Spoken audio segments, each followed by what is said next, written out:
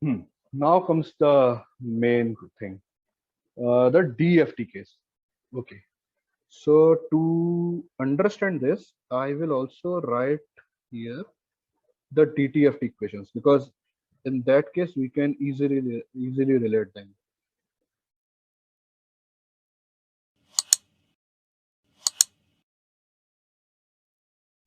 Yeah. So let's come to 5G NR. That is Fourier transform relevant for 5G NR? Obviously, yes. If we are talking of any communication system, it cannot be complete without Fourier transform. So because we know that 5G NR is an OFDM based system, so for OFDM based system, the transceiver typically looks like this. Okay, and here we can easily spot IFFT and FFT blocks. So this is one motivation to understand FFT and IFFT. That because an OFDM transceiver depends on them, and these are the core blocks of IFFT and FFT. We cannot simulate a OFDM signal without these two. Hmm. Another case, yeah, this is again going on the same statement that FFT, IFFT in OFDM transceiver is used for optimizing hardware complexity. So what I said that OFDM signal cannot be synthesized or cannot be simulated without IFFT and FFT blocks. Actually, it is incorrect. We can actually do that. How? That OFDM transceiver can actually use n number of oscillators to put data on n subcarriers and then do up conversion, down conversion. But you may be noticing that hardware cost, it will be n times here. It will go as it will go high with the number of subcarriers. So in that case, yeah, if we count both transmitter and receiver, 2n number of oscillators will be used. But on the other hand, if we use IFFT and FFT mechanism, it will do the same job with single oscillator, because subcarrier shifting will be done by these two blocks, and finally we will do just one up conversion and one down conversion using one oscillator. So this is actually the motivation to use FFT and IFFT blocks. This is a typical. This is just to represent that how subcarriers are shifted for an OFDM system. Okay. Okay. So if you are again talking of some industry standards that how if you are willing to do some projects or some work in this area, then these three softwares are typical softwares which are used for simulations of this, of Fourier transform and other similar functionality. Do you know any other software or any other utility that I'm missing here? If people are using something else? Yeah, I mean Scilab is the one, right? Which it's almost like a MATLAB only. Sorry, say again. I didn't. Scilab. Scilab. But I think Yeah, it is isn't it a utility of Python, or it is different? it's different only. It's similar to it goes along with the MATLAB only. It's similar to MATLAB only, but with difference. Okay. Anything else?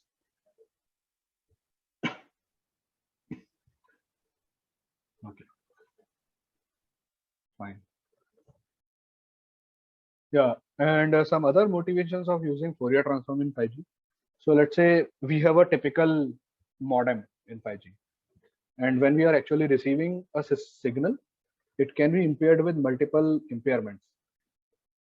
Okay, so those impairments can be like this, like we can have carrier frequency offset, we can have sample clock offset, IQ impairments, TC offset, and so on.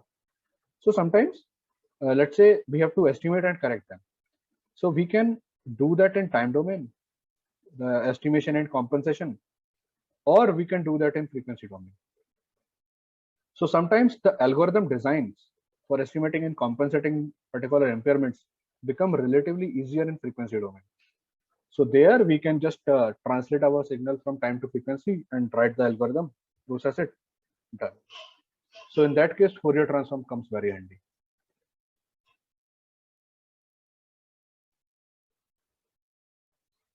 Okay, many questions still here.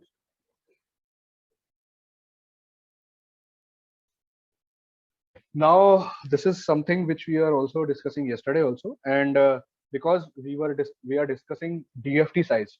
So I want to also discuss this point, that how do we calculate FFT size in 5G NR? Okay, I think yesterday I touched upon this, but I didn't went into much detail. But let's go today. So this particular table, again, I have picked it from 3GPP spec, and this is same from 38.101-1, and this is for FR1. Here, the first column shows me the subcarrier spacings, and the first row shows me different bandwidths, which are supported by FR1, frequency range 1. Okay, so let's take an example of 100 megahertz, 30 kilohertz. This particular case. Here there are 273 RBs, and we know that one RB contains 12 subcarriers. Okay, so the number of subcarriers are 12 into 273 is equals to 3276. Okay, before going further, let's try to think from our basic concepts. That we said that how do we reach to DFT? We sampled DTFT. So there we have some n number of samples in frequency domain or in DFT domain. Okay, here now I will only use the DFT case. I will not talk about DTFT. Okay, so that n number of samples, number of frequency samples in one period should be at least 3276. If I just plot them, so if this is 0, this should be at least 3275. Correct, so that all my subcarriers can accommodate. Does this sounds logical?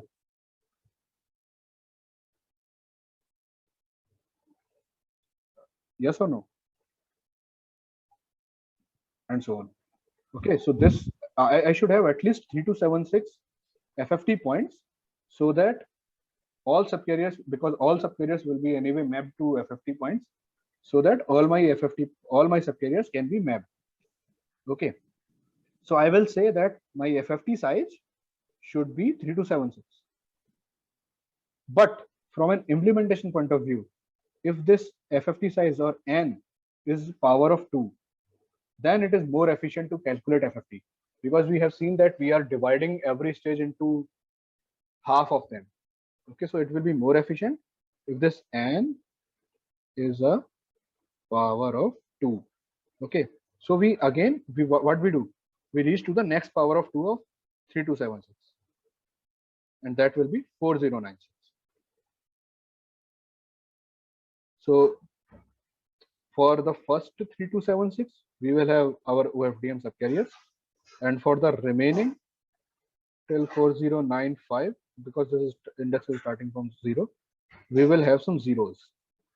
So it could be implementation specific, that whether we want to keep our non-zero subcarriers either on the left or on the right or in the middle.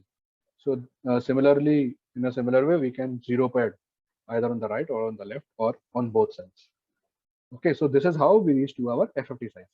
And similarly, we can calculate our FFT size for different bandwidth subcarrier combinations.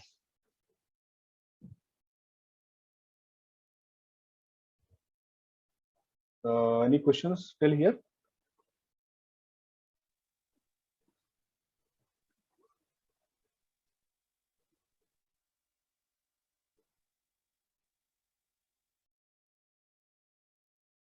You can please say yes or no, so that I will know that I. Yeah, Pulkit, so just one question as we are going through FFT. So so yesterday we saw some upsampling, downsampling, right? Where we have some signals X of n, and we want to, let's say, downsample. So let's say we pick the like with a spacing of m. Okay, we pick samples of X of n when we consider a case of downsampling. So there we are actually, so what is the impact of this, I mean, downsampling on the frequency domain, or vice versa? I mean, let's say if this is a frequency representation given, what is I mean, in terms of DFT, I mean, how can we see that? Okay, so one way I can answer this question is the resolution will decrease, because let me some space. Yeah, let's say we in a normal case, my DFT size will be n. Okay, and let's say when we downsample it, so downsample this means let's say I'm downsampling this by a factor of 2. So that means I'm reducing my sampling frequency from fs to fs by 2. So that means in one period my number of samples will go from n to n by 2, and that will impact my resolution. Okay, can you repeat from n to n by 2? How did you So recognize? n actually, it is actually directly related to my sampling frequency. Yeah. Because when we said that, just a minute. Oh, okay, fine. When we said that we are doing the sampling, so these number of samples also depend on my sampling frequency. So that n, I'll just say that n is 1-to-1 related with fs. When I decimate it from fs to fs by 2, this n will also go down. So the number of samples in one period from 0 to 2 pi will halve them, will exactly be half. So the resolution will go down. Okay. Yeah. And similar case will be with the upsampling. In upsampling case, resolution will go up.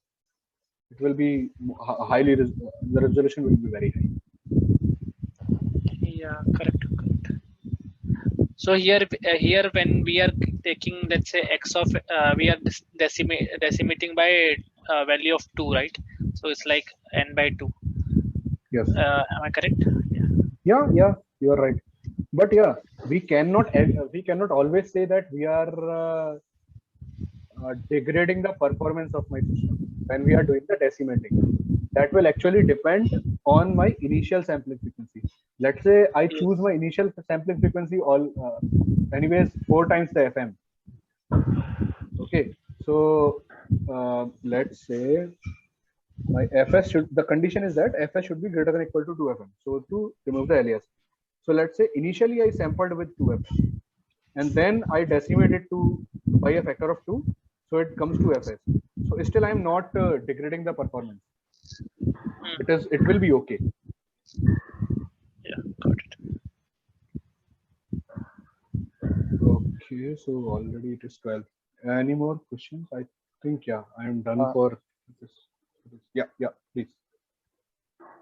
So Pulkit, this is FFT size is actually the size of n which we are using in the formula of VFT.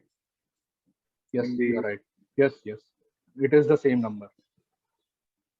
Okay. That's what I was having. Mm-hmm.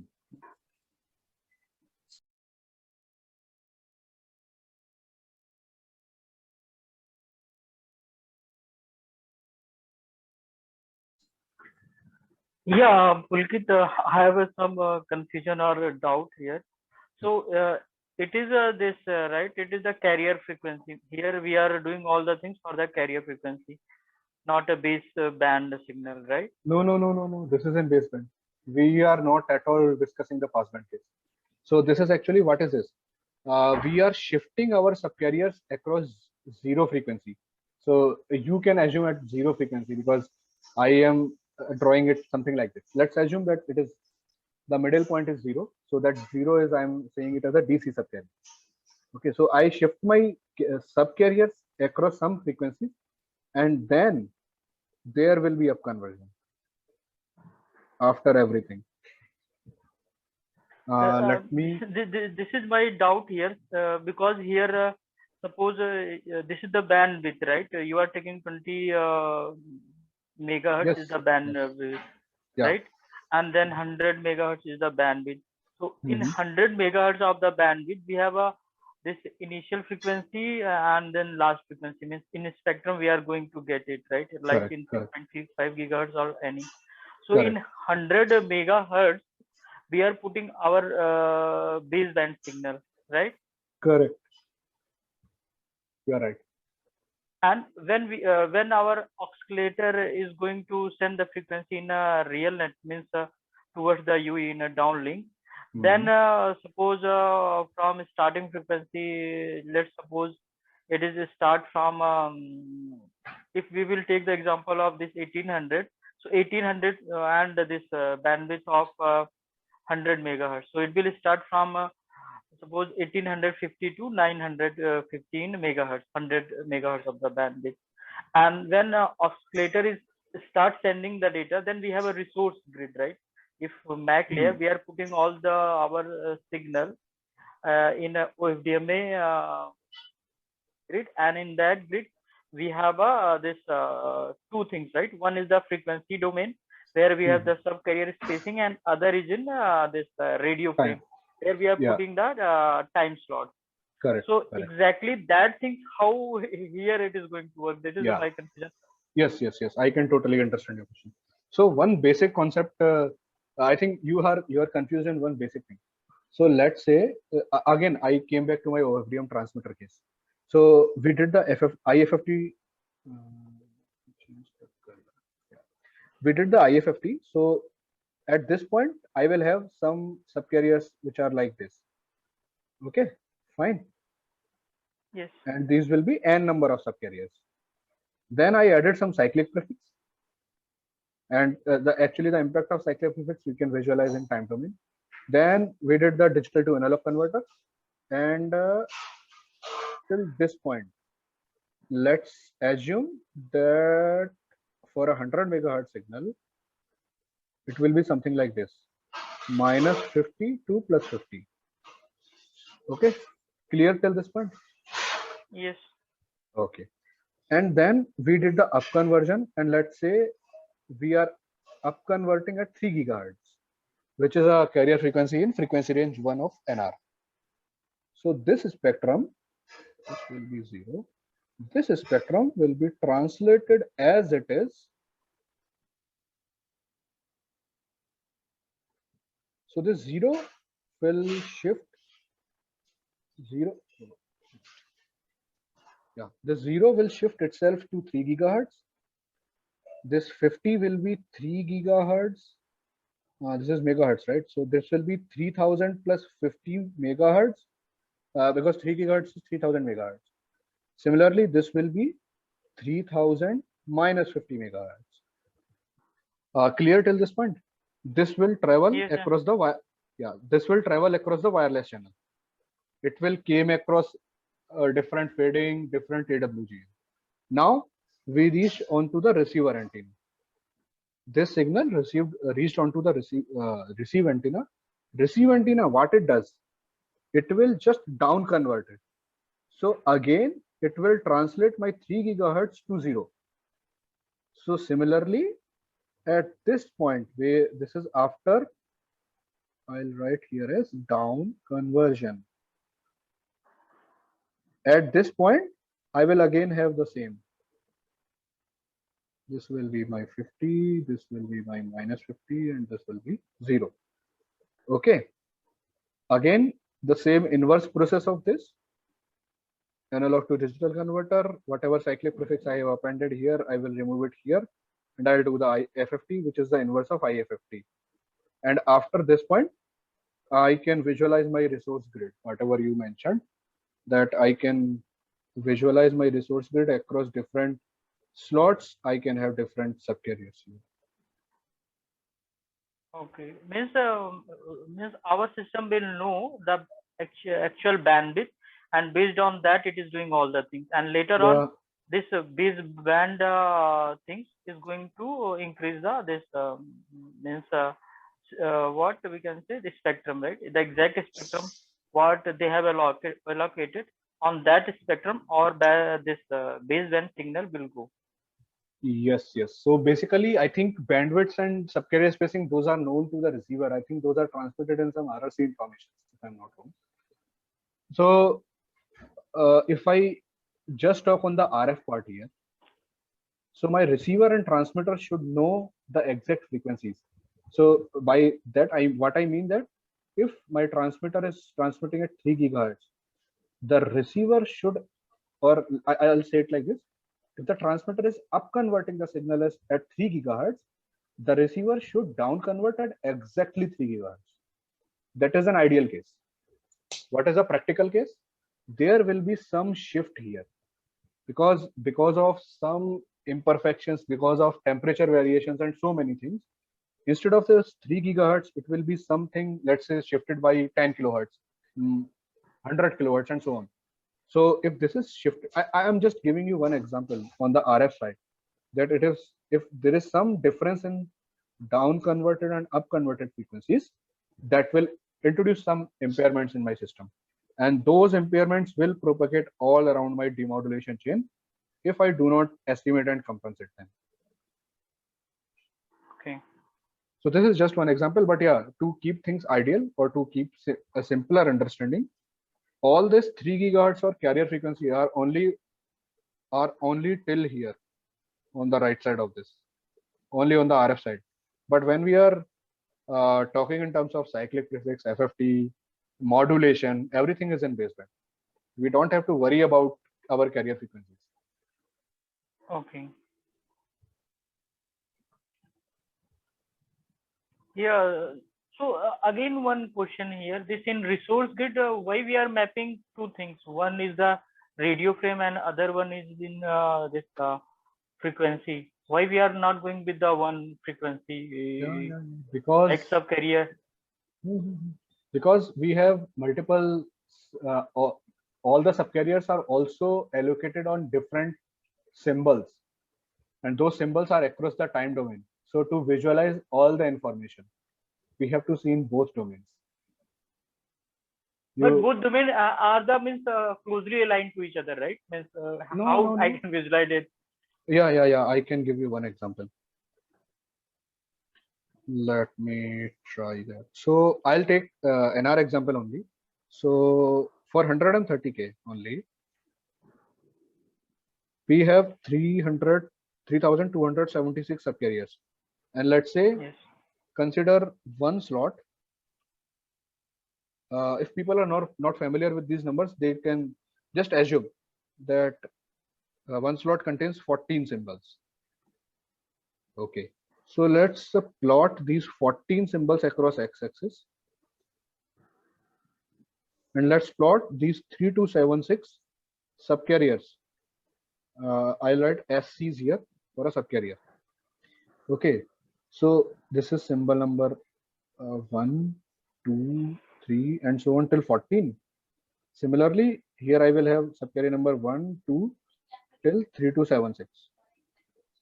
Okay, so this grid will corresponds to, or this resource element, not grid, this one resource element will corresponds to symbol number 1, subcarrier number 1. Similarly, this will corresponds to symbol number 1, subcarrier number 2. And in the similar manner, this particular resource element will corresponds to symbol number 40, subcarrier number 3276. So the allocation happens on resource element, and resource element, I think in NR they specifies resource element across a symbol, while in LT it was, I think, across a slot. No, in this NR they have mini slot and then slot. So Okay. means they have a variation in NR, and in LT they have in one means in subframe they have 2 slots, means 0 and 1. Yeah. That actually we should not confuse ourselves with those terminologies.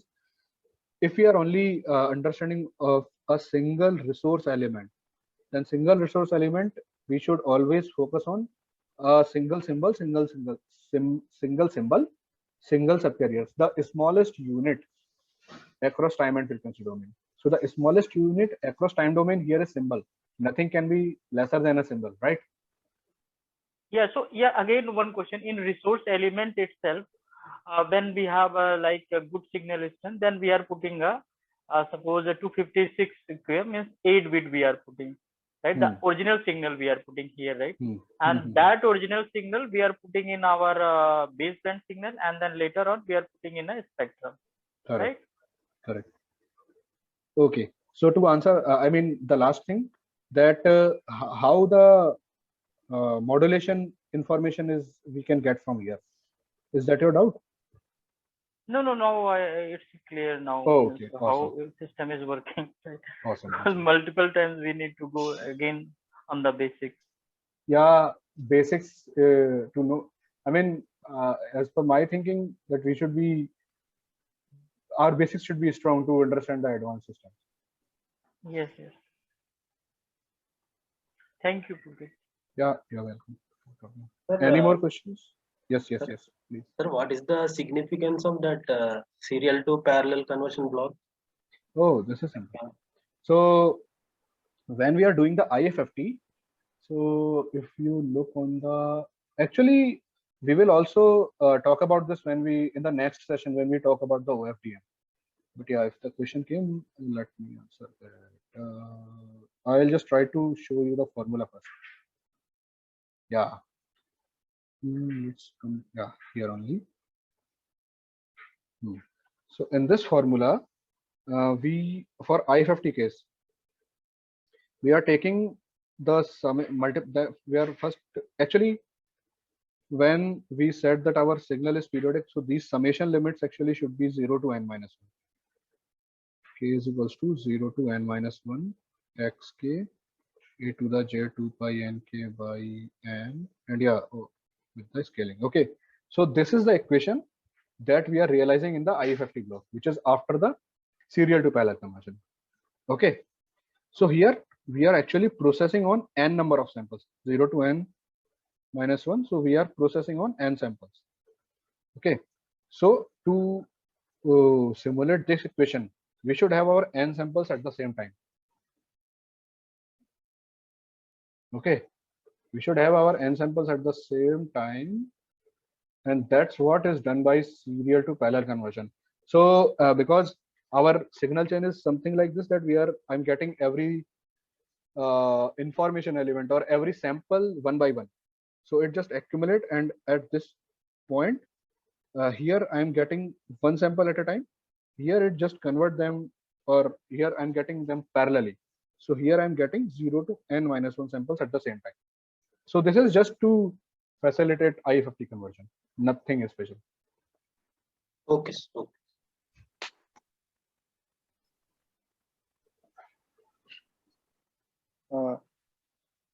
I'm just not clear, like what is OFDM and why, Yeah, what is its significance? no, not a problem. We will take it in next session. Oh, okay, okay. Yeah.